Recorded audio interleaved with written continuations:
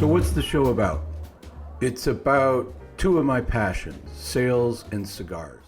I'm 36 now, so I'm not as young as I used to be, but I still have a bit of a baby face. And I used to go into some of these meetings with executives, and they would be looking at me going, yeah, what experience do you have that you're going to help us out with? You're starting in the recession. You haven't been through one. You don't know what we're dealing with.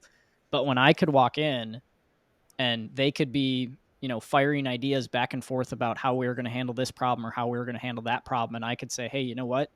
I've had a number of these conversations with a lot of my customers, and I can't share who said what, but here's a couple examples of what other customers have mentioned.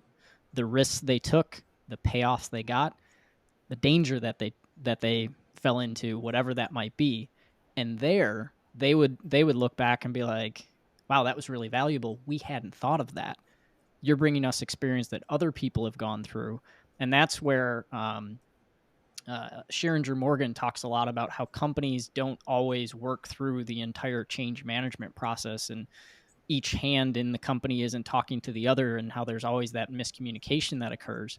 This is especially a time where that occurs, where companies aren't tapping into that resource. They're not going back and saying, okay, who's been here, who's gone through it, what can we learn, and how can we move forward? So if you as the salesperson bring that value, even just to kindle and start that conversation for them and get them thinking that way, you become a huge resource that, when times get tough, they're thinking about how they can keep you around, not how they can get rid of you.